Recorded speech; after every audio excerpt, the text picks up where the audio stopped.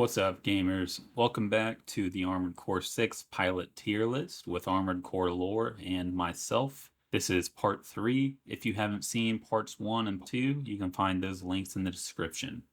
With that said, let's get into part 3. All right, next we have Gun 4 Volta. And for a while, I was getting the emblems between Volta and Gun 6 confused because they both kind of have that artillery theme going on.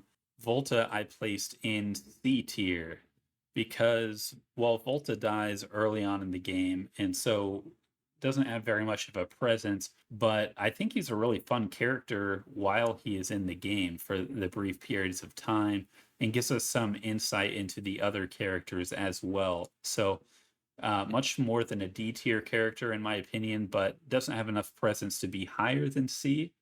Actually put him in C tier 2 for those very reasons. I felt his story was interesting. There was something there. It was, him changing over time, but not enough to really stand amongst the other characters. So yeah, I'd say C is a perfect place for him. He gives us some insight into Iguazu's whole backstory and plot as well, and into the inner workings of Balaam and maybe how some of the other Red Guns feel about that, particularly Michigan and Iguazu. So he's a good character, but he's just not there for very long. So it is what But it as you, is. but as you said earlier, he's that very human character that you said in your time in the military, you felt very unprepared, almost like you were being sent. He almost says the same. It's the assholes, as he uses it politely, who sent him on this suicide mission. He obviously feels very unprepared. So it's that connection. You almost feel that's how perhaps people feel in that situation.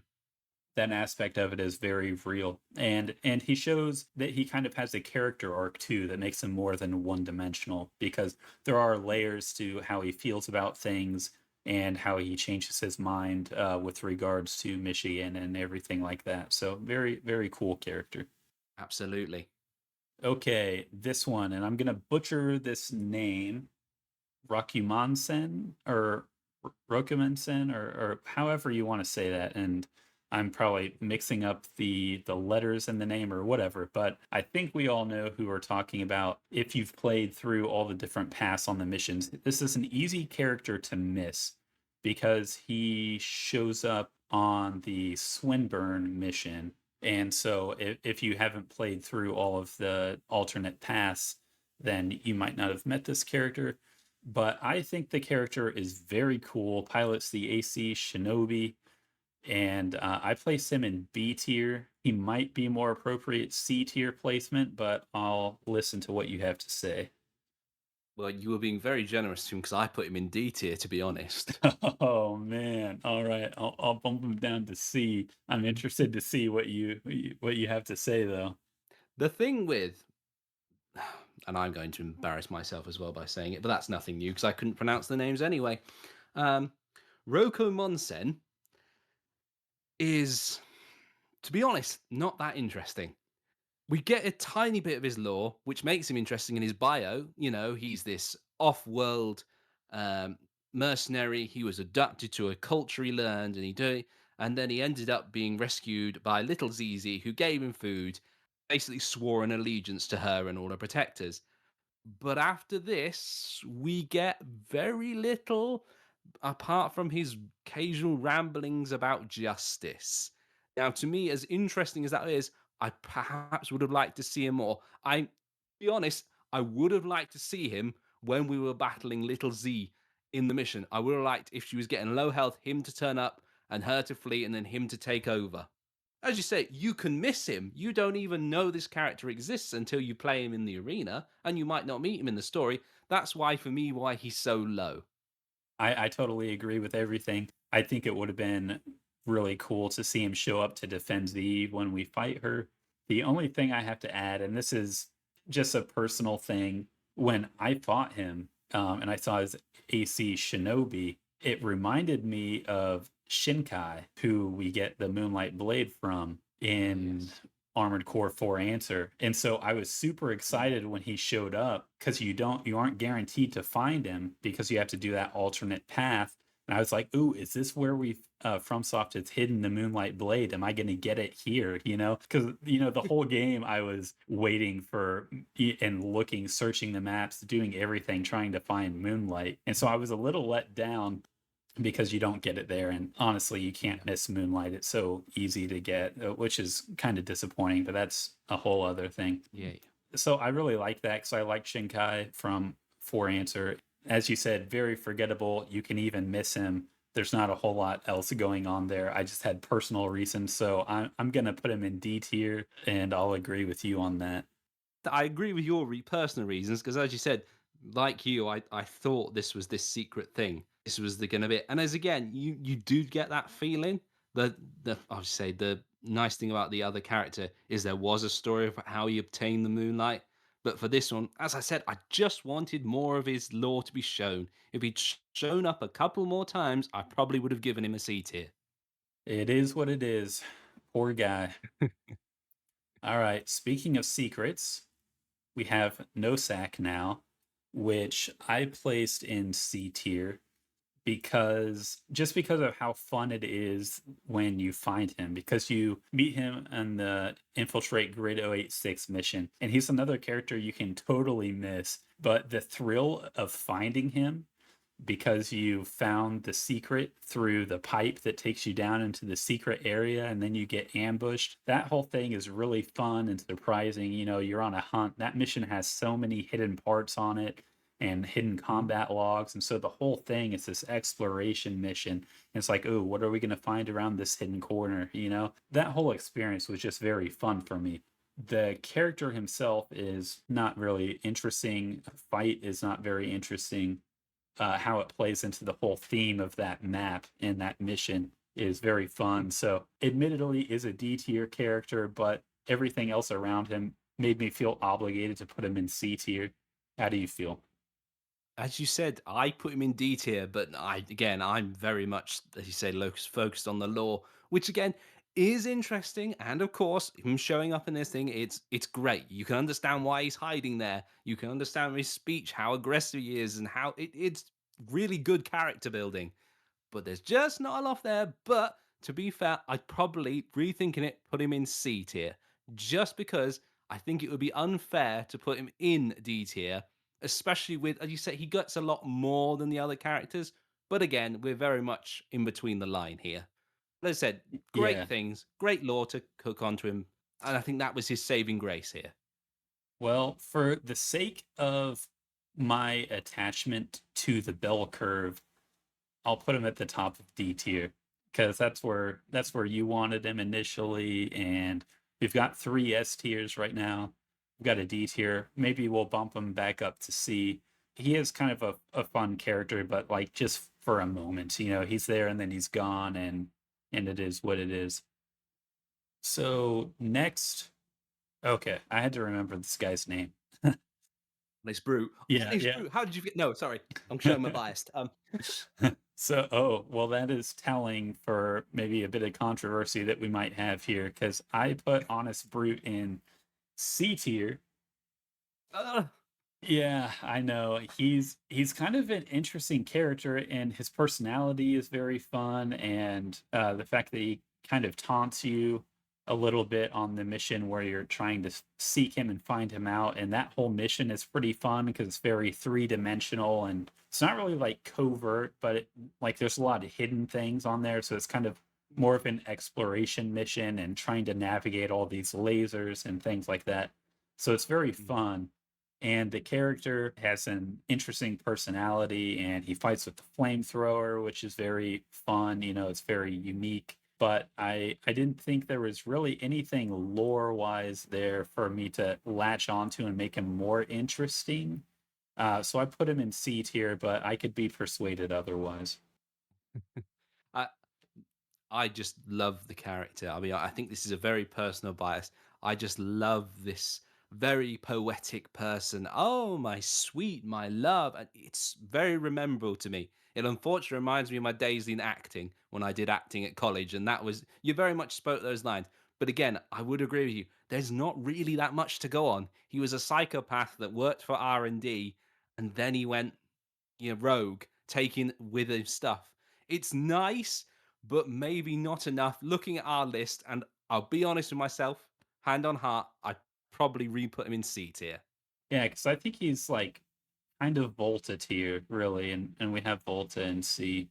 I don't know. Maybe we should bump Volta and Honest Brute up because I don't know. Like looking at the C tier we have now, I can see like some of these characters don't belong with some of the other ones. So we might have to reconfigure this a bit once we get to the end. We'll do C tier for now. We have Candlering. And this guy I put at the very bottom of C tier. I almost had him in D tier, but I put him in C tier because you do get a little bit of lore out of the dialogue, and he's kind of an interesting character, and he's a hidden guy. So, like my first playthrough, I totally missed him because you really have to go out of your way to find him, and he's protecting a data log, which is interesting as well. So I don't know. There was enough interesting things that I put him in C tier, but he could honestly be a D tier character. Maybe you have different opinions. Be brutally honest, I put him in D tier. I didn't think he was that interesting. That's just, again, my personal opinion. We know he's got a very close relationship to Dolmayan. Again, we don't know whether it's that sexual relationship. It could be, but we're not sure due to what it is. But I said there was just wasn't enough for Ring Freddy to really stand out to me. So I'd say he belonged down in D tier because of what it was. He's interesting, but there's not enough there. Again, I would have liked him to shown up more. Maybe if he showed up in that fight with Domayan and he was there to protect him, I think that would have raised him up. There just wasn't enough to give him a higher rank. And his fight wasn't, I say it wasn't difficult, but I was using the songbirds and a stun missile. So Yeah. that may discount me. Yeah, his fight wasn't that hard, but I did have to go to a more meta build when I fought him because it's not that his fight was hard, it was that fighting him first made the rest of the mission harder. And so I was running into some issues where I was just being too taxed on my resources in fighting him to be able to complete the rest of the mission. I did something cheesy to beat him just so that I could have more resources for the rest of the mission. Which to be fair is fair because that's what you want. And as we said, in lore wise, people wouldn't be very much if it was an effective weapon. Most mercenaries would use it. It's like how the Kawasawa became readily available in Armored Core 2. Everyone that could afford it or could get their hands on it got it. Yeah, in world reason to use overpowered stuff. Okay, so now we come to, I think this is the last one I had in S tier. Gun 1 Michigan. He is a fun character, and admittedly, my first playthrough, first meeting Michigan, I did not like him at all. I heard him talk in the mission where we're attacking the dam with the other red guns, and he was giving us a little bit of a hard time, and just the way that he carried himself with his dialogue, it was funny, but I was like, okay, I get the joke. He's a drill sergeant and, that's all there is to him. But he develops in character depth throughout the game. That gave me a lot more of a soft spot toward him and kind of makes me regret my initial impulse towards him in a way. But I think the fact that I had this kind of repulsion towards him in the beginning made the payoffs of learning more about him later, made those payoffs stronger. Yeah, he's an S tier for me, and I'm sure he is for you, although he's certainly not lower than A tier, I hope. No, no, we've got our guy who died from a bad fall, definitely an S tier.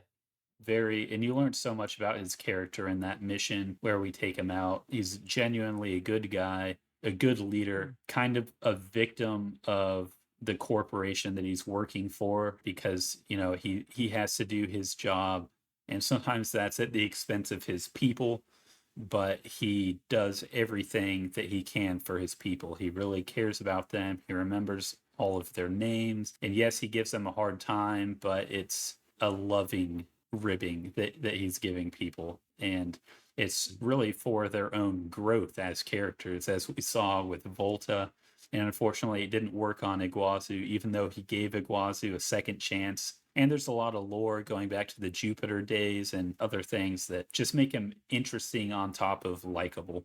I think the best way I've heard of describing G1 Michigan is a military dad. He does everything by the military. He was raised in the military.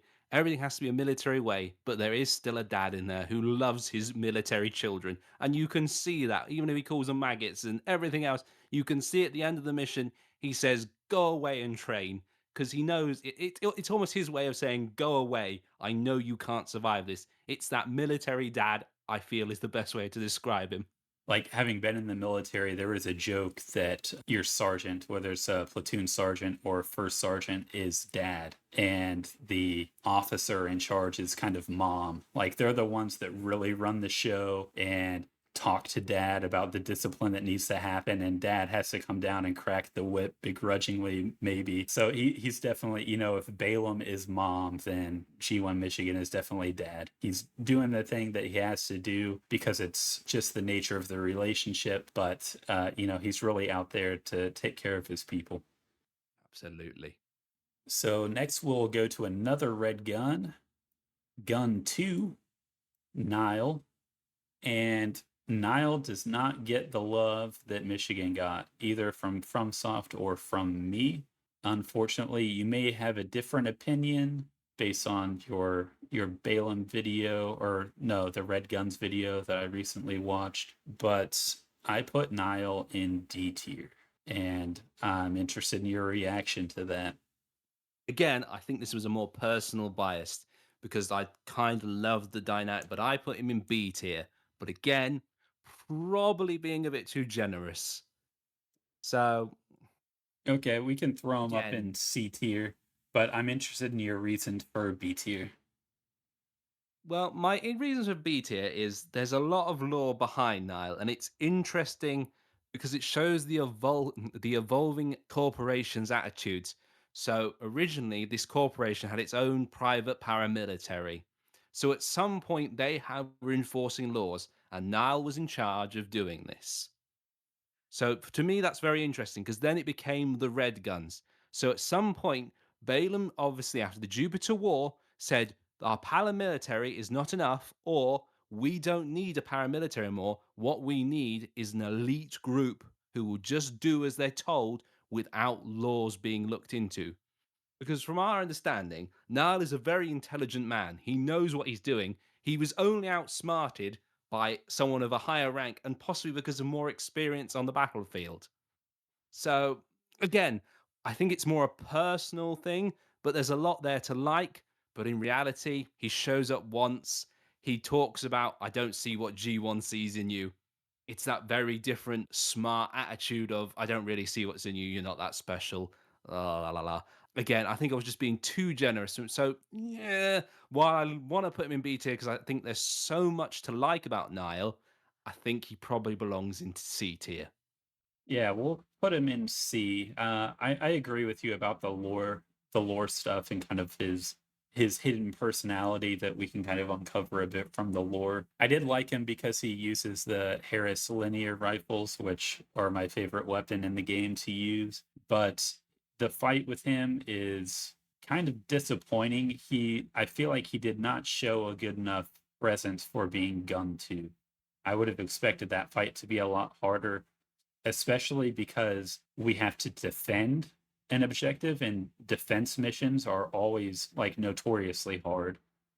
Yeah, yeah. As I said, the whole going back to his fight to me, it felt very much like we know it's that he is the brains of the Red Gun. So I wasn't too disappointed with the fight because I thought, well, really, this guy's not meant to be doing what this. He's very good at the backstage work. He's again like Flatwell. He knows what to do behind the stage. He knows to make it work.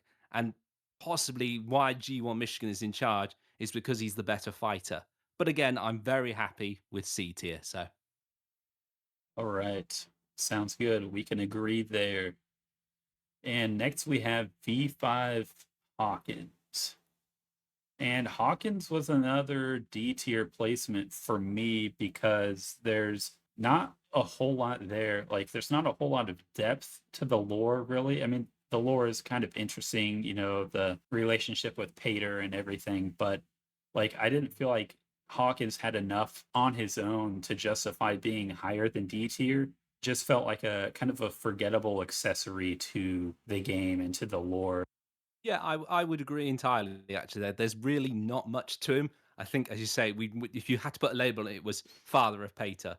The interesting thing is his son's relationship, because while he at front it's more, oh yes, I respect you, dad. As soon as he's dead, it's that complete opposite turn. I said it makes Pater more interesting than the father. He's just a stepping stone.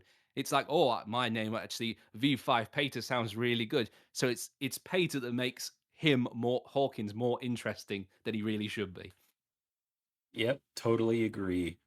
And next we move on to another D tier placement, Mad Stomp, who gets mad stomped by every player who sets foot into Grid 086. Yeah, I'd have to agree. D tier definitely. Don't get me wrong, I love him. I love my screaming maniac who comes charging at you, but Yeah, there's just not enough there. yeah, there's really not. I mean, it is kind of fun, that's kind of a fun trope, just kind of charging headlong in a battle and getting destroyed. It's kind of funny, but Mhm. I mean, he's just a side joke in the mission, not a big deal. Poor guy. Exactly. I think Carla makes him more than he used to be, because she even says, "Oh well, at least Rummy would have kept watch." You can almost feel how she's just so disappointed in him. She's just like, "Yeah, he was there. At least he would have done something, I suppose." Yeah, he would have been a speed bump for somebody else. So next we have, I guess this is 621 Raven. I didn't place it on my tier list because it kind of felt unfair. I don't know if you placed it, so we can skip this one if you want. I think the problem with 621 is a very player choice, and we could say, yeah, he's got really interesting lore, but at the end of the day, it's what in reality it'd be one path. He wouldn't take all three paths. So Right. Yeah. So I don't know. We can just not rank it because it would be unfair. It's the player character. We can move on to V2 Snail. And I have this sneaky bastard in A tier against my better judgment. Snail is very unlikable, but in being unlikable, he's fulfilling his objective in the game perfectly. So I think he deserves A tier. He's a constant character throughout the game. He's that villain that you look forward to really giving him what he deserves, what he has coming. He plays the villain role very well. He has a character evolution when he wears the Voltaeus harness. So you get to fight him a couple of different ways. Yeah, I think he's a very good character for the role he has to play in the game. I agree with you. A tier is definitely where he belongs. I mean, he can't fool anything else. There's so much to him, and you say he's the perfect counter to Freud. He's the perfect counter. He's intelligent. He's smart. He knows what to do. But it really annoys him that he has to work with these lesser people, and his leaders completely doesn't give a monkeys about what he's doing. It's that perfect middle management character who knows they could do better, but he's almost held back by his subordinates. It's a very interesting character with the role that he plays within Archivus and the Vespers and within the game. He's a good villain. You're not supposed to like him, so you can't really dock him points for not liking him. Solid S tier, or sorry, solid A tier, not S tier. But he You feels snail supporter. yeah, snail supporter. I'm sure there are snail supporters out there. Very few of them, but they'll show up in the comments, I'm sure. In a game like Armored Core, where everything is kind of shades of gray and you don't know who you're supposed to like or not like, I don't know how I feel about having that element of the clear good guys and the clear bad guys in an Armored Core game, but it's a choice that they went with, and I'm not going to dock him points because FromSoft made that choice because he fulfills that role very well. He does. And as much as you say, I think it's nice to have this really evil character, because we get people like that in life. There are people who are just evil to the core, and you could tell it first from meeting them. So I think it's really nice for that. But again, it was a design choice. It's really got nothing to do with what happens. So, okay, so we've got three emblems left. Hmm. And I want to talk to you about these because The last one, Steel Haze Ortis, I don't feel like needs to be placed because that's basically Rusty. No, I totally agree. I was going to bring this up. I'm going to say we're really balancing on the same character here. And to be fair, Steel Haze Ortus is a machine. It's not. It's a symbol. It was their hope. It's not really Rusty. Rusty was their hope. Was their hopeful pilot. The Ortus is just their final trump card to make sure they succeed. So it's not really a change of character. It's more swapping machines, isn't it? Yeah, yeah, for sure. Totally agree. Now, this other one, I have no idea what this is. I'm just fine admitting that. I don't know if you know what it is. I'd love to know. It's Kate, and I can't remember her second name, Oh, but it Mark, is Kate, the Kate cat. Markson. Okay, That's the one. yeah, okay. And do we want to rate her separately from All Mind, or are we? I'm not sure if you ranked her or not. I did rank her because, again, I was following off my own theory that she's part of it. So I'm quite happy to have a discussion if you like it, but it will be on theory ground. We're not going on solid facts here. Okay, yeah, that's fine. Yeah. Let me hear your theories and your rankings. Okay, so because of what we believe she is, she's just a creation of All Might. I put her down in D tier. Yeah, that's fair. Yeah, because there's nothing really to her. It's interesting if she does turn out to be this creation of All Mind, because again, we're reflecting back to that past of Armored Core, where this was very common. You know, we've seen Nine Ball was he created the operator in Master of Arena. It very much reflects that, and you'd almost get that Nine Ball feeling from All Mind. And I think you could almost say Kate is almost the machine Nine Ball rather than a character itself. But again, Nine Ball is a character. It's fear and grass, and I think they probably could have made Kate a Nine Ball of her own if there was more time to work with. I totally agree. Like as far as what we got, a side note about All Mind, not much of a character in and of herself. We don't have anything lore wise to stand on. She shows up in one mission and then is Yeah. alluded to in another mission where we never see her. Oh man, the terrible, terrible mission where you have to prevent the cargo helicopters from leaving. Oh my god. Oh, that Uh was a nightmare mission, wasn't it? yeah, it was terrible, and it really made me pissed off at Kate because I'm like, "Where are you? You're not pulling your weight." It's like You you, know she's not pulling away. She's standing on an iceberg somewhere going, well, I shot down one or two planes. yeah. It's like what her mission is to only kill 5 helicopters, and you have to kill all the rest of them. Like, what the hell? Super annoying. But yeah, I'm happy with D tier there for her. Which brings us to our last placement of Cold Call, the killer, the hitman.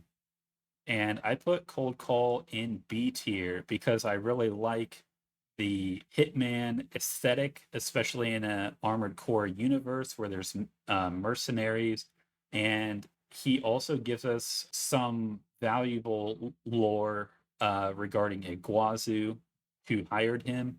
And it's not really like lore. Like Cold Call could have not been in the game, and it would have been fun.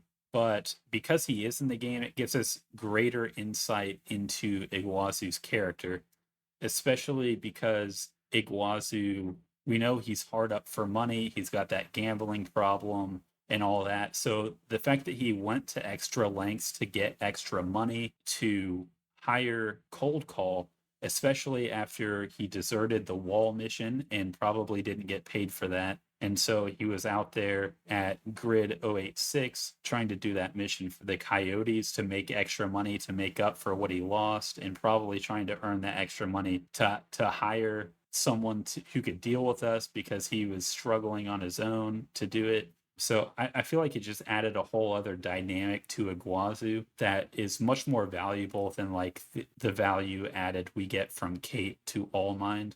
I put him in B tier because I like the character and the whole story nuance, but I could be persuaded otherwise.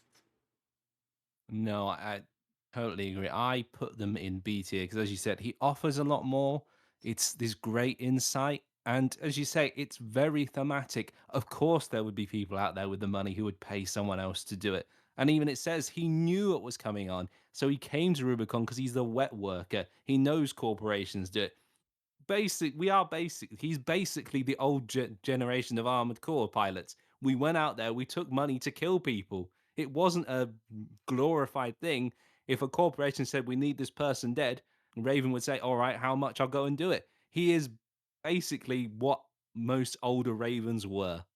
Very Armored Core through and through. I thought he was a really good character. You know, he might have been higher if he had showed up more than once, but really he didn't need to. Like if he had shown up more than once, then that I don't know, it just kind of would have been weird. But as you said, it was on theme. It showed Igasu's progressive nature of giving up and everything else. And he was losing his mind because he was constantly being beaten, and he had to resort to something as low as hiring a murderer. It's it just shows it's not really, you can't really say you're a gun member, an elite AC mercenary. But what do you do? I hire a murderer because I can't kill this foe. It's very thematic in a good way.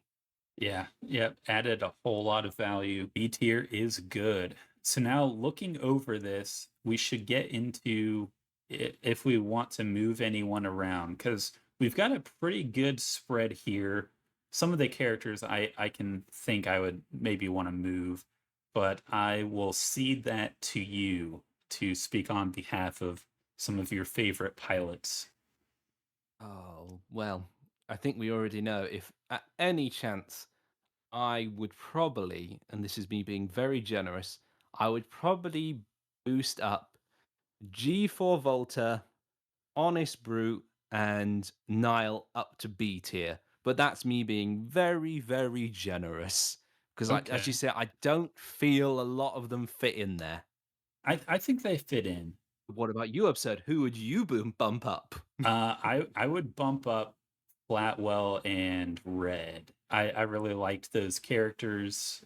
I can't remember where you had them, but I think we settled on them a little Yeah. bit. I don't know, because if you had them in C tier, me putting them in A tier, bumping them up, that seems like a big jump. But there is the bell curve to think about. We need some more A tier folks up there. No, no, I've looked back at my list and I did put G Red and Flatwell in B tier. So I would say I'd give it to you that I think I'd at a push I'd say put them in A tier, and I'd go with that. Okay. All right. I can't think of any other like glaring changes that I would make. We'd have to really go into the weeds on some of these. I'm gonna call it there because these are one of the things you could sit there and you go, well, but you have to settle it, and I think this is probably suiting both of our personalities, both our ideas. I think this is probably the tier list we could both say we're happy with. Yeah, agreed. Okay, I'm happy to call it there. If you stuck around, or maybe you just skipped to the end so you could see the final tier list, I'm guilty of doing that sometimes. Let us know in the comments what you would change. Subscribe to ACL and watch all of his stuff. It's so interesting. He's the one who got me into thinking about Armored Core lore and really kind of inspired me into making AC6 lore videos. Don't forget to subscribe to his stuff. He's already got some stuff out for AC6, and there's going to be a lot more to come. With that, I do want to thank you again, ACL, for going on this journey with me. No, thank you for having me. And as I said, it's a pleasure. And as I said to people, do subscribe to Absurd. He's doing a fantastic job. And as he's shown, he's actually beating me in the knowledge here of AC6. So a true rival we have found. The whole lore thing is so collaborative. I know that you and I were both working on trying to uncover all of the data logs for the Armored Core wiki. In some of your videos, I found lore bits that I hadn't found, and I'm sure you found some in mine that you hadn't found. So it's this whole great collaborative project of really being able to uncover what FromSoft did with this story and be able to present it to viewers. So I love to be a part of it, and I'm happy to have you there with me. Absolutely. And that, as always, it's appreciated. And it's what makes it interesting, as you say, personalities, different theories, pile them all on people. We love them. We may disagree, but you know what? It's what makes history special. For sure. And we know all the viewers who stuck around this long love it too. And to them, I say, abide with Rubicon. See you next time.